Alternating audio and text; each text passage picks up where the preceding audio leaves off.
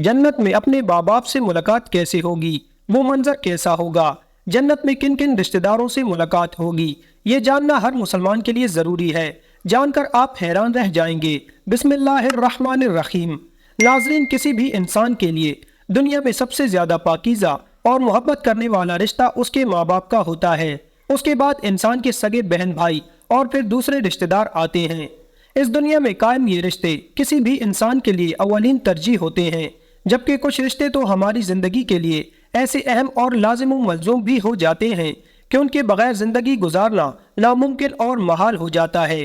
मोहतरम नाजरीन, जन्नत एक ऐसी शानदार और बेमिसाल जगह है जो अल्लाह अज़्ज़वजल ने ईमान वालों के लिए बनाई है, और इसमें ऐसी नेमतें रखी हैं जो ना किसी आँख ने देखी, ना किसी कान ने सुनी और ना ही किसी दिल में इनका ख्याल आया। जन्नत के बारे में जो कुछ बयान किया जाता है वो सिर्फ समझाने के लिए होता है, वरना दुनिया की आला तरीन चीज़ का भी जन्नत की किसी नेमत से कोई मुकाबला नहीं। लेकिन अब सवाल ये है कि क्या इंसान की ना ख़त्म होने वाली ज़िंदगी यानी जन्नत में भी हमारे ये अहम और पाकीज़ा रिश्ते क्या हमारे साथ होंगे, यानी जन्नत में? ये सवाल अक्सर हमारे जहनों में आता है कि इस दुनिया में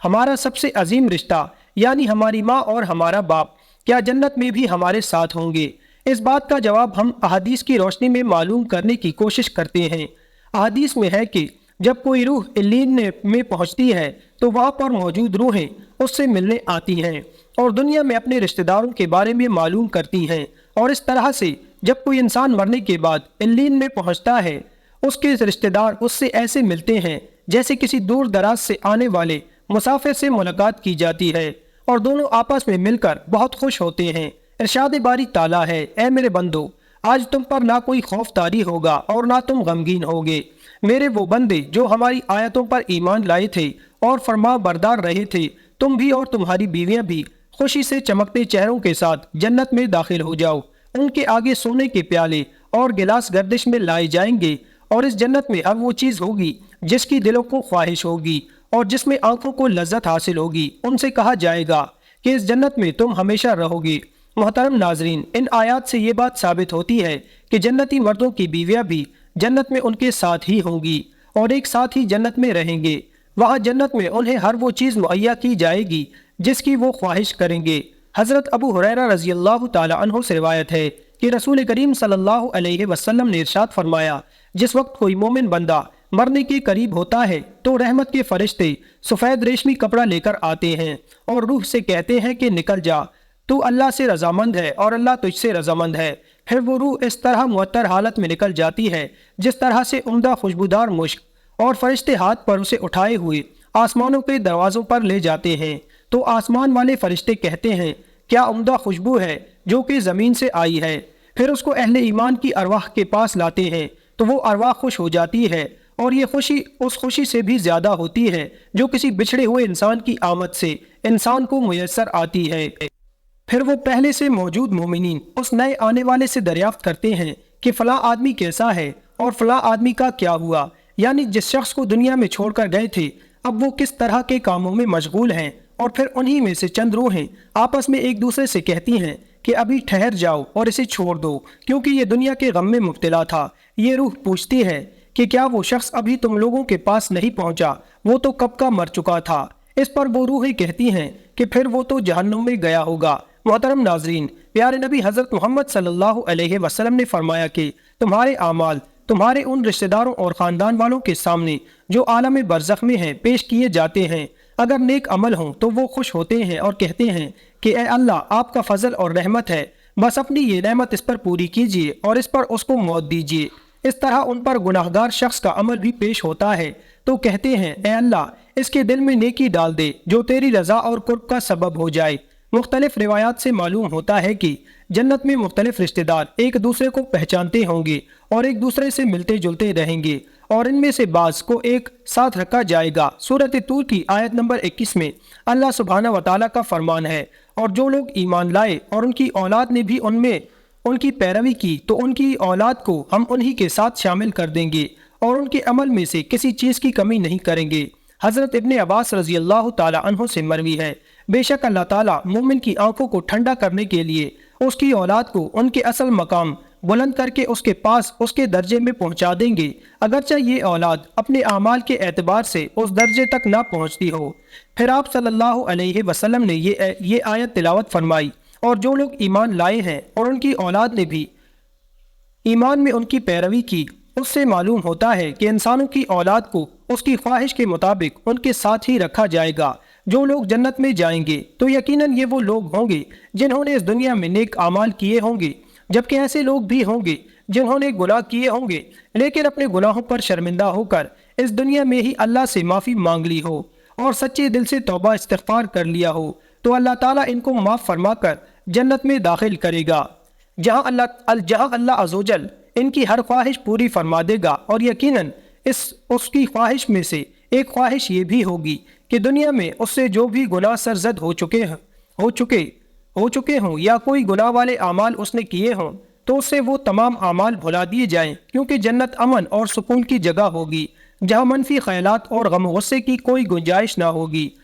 اور ایک مومن اور جنتی کے لیے ہر طرف خوشحالی ہی خوشحالی ہوگی، جیسا کہ سورۃ بقرہ آیت نمبر 25 میں ارشاد باری تعالیٰ ہے، اور جو لوگ ایمان لائے اور نیک عمل کرتے رہے ان کو خوشخبری سنا دو کہ ان کے لیے جنت کے باغ ہیں جن کے نیچے نہریں بہہ رہی ہیں، جب انہیں ان میں سے کسی قسم کا کھانا کھانے کو دیا جائے گا تو کہیں گے یہ تو وہی ہے جو ہم کو پہلے بتایا گیا تھا،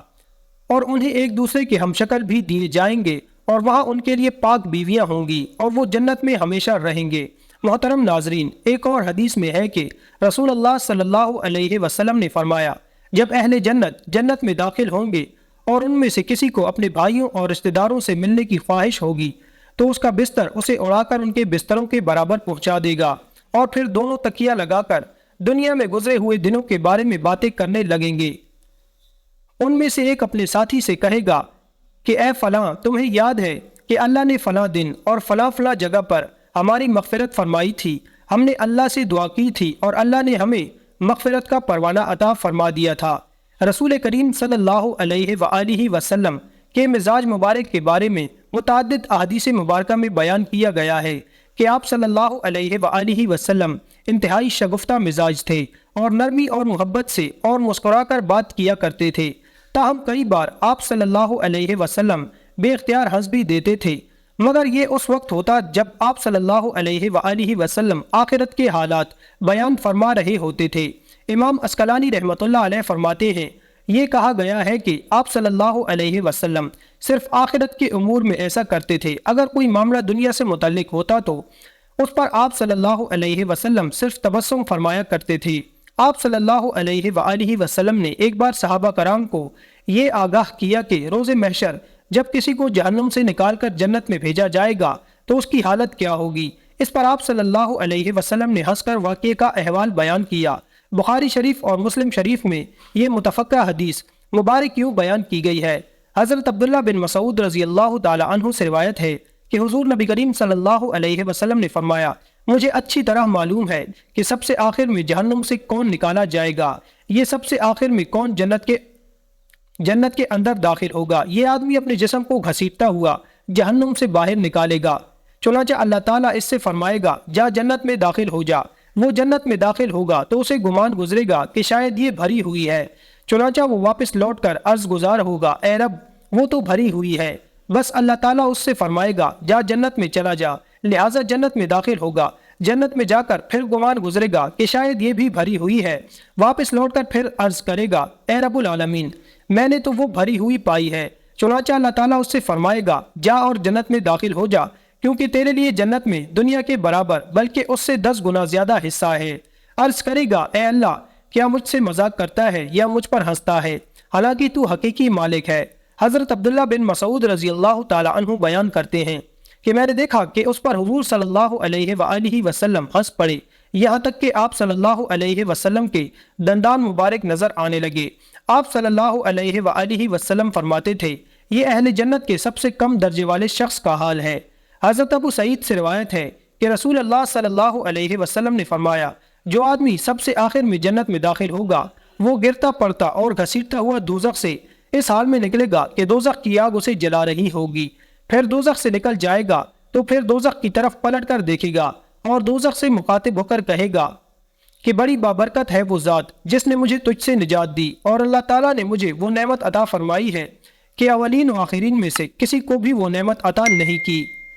نہیں فرمائی۔ پھر اس کے لیے ایک درخت بلند کیا جائے گا، وہ آدمی کہے گا کہ اے میرے پروردگار، مجھے اس درخت کے قریب کر دیجئے تاکہ میں اس کے سائے کو حاصل کر سکوں اور اس کے پھلوں سے پانی پیوں۔ اللہ تعالیٰ فرمائیں گے، اے ابن آدم، اگر میں تجھے یہ دے دوں تو پھر اس کے علاوہ تو اور کچھ نہیں مانگے گا؟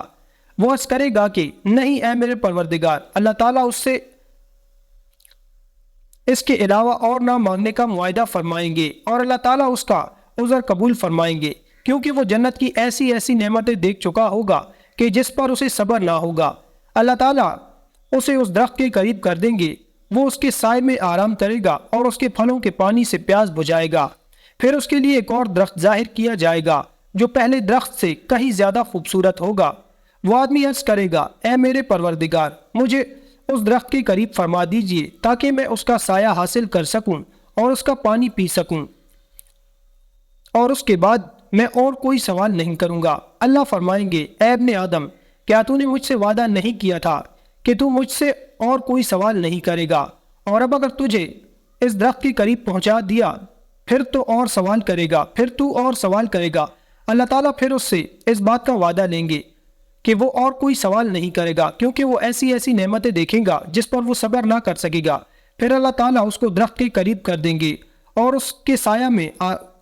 کے سائے میں آرام کرے گا اور اس کا پانی پیے گا۔ پھر اسے جنت کے دروازے پر ایک درخت دکھایا جائے گا جو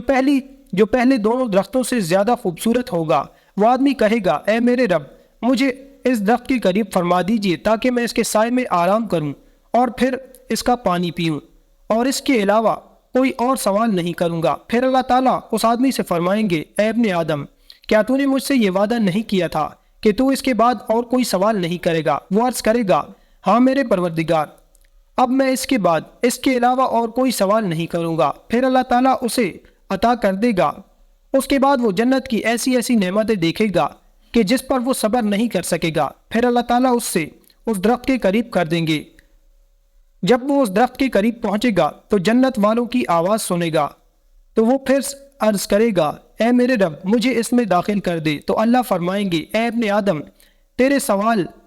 کو کون سی چیز روک سکتی ہے کہ تو اس پر راضی ہے کہ تجھے دنیا اور دنیا کے برابر دے دیا جائے؟ وہ کہے گا، اے رب العالمین، تو مجھ سے مذاق کرتا ہے۔ یہ حدیث بیان کر کے حضرت عبداللہ رضی اللہ تعالی عنہ ہنس پڑے اور لوگوں سے فرمایا کہ تم مجھ سے کیوں نہیں پوچھتے کہ میں کیوں ہنسا؟ لوگوں نے کہا، آپ کس وجہ سے ہنسے؟ فرمایا، رسول اللہ صلی اللہ علیہ وآلہ وسلم اسی طرح ہنسے تھے۔ فرمایا، اللہ رب العالمین اس کے ہنسنے کی وجہ سے جب وہ آدمی کہے گا کہ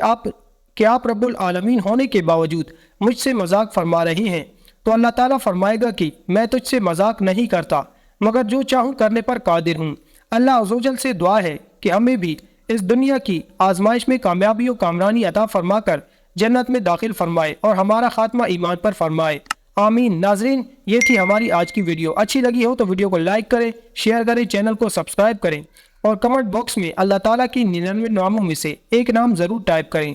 اگلی ویڈیو تک کے لیے اجازت دیجیے، تب تک کے لیے اللہ حافظ۔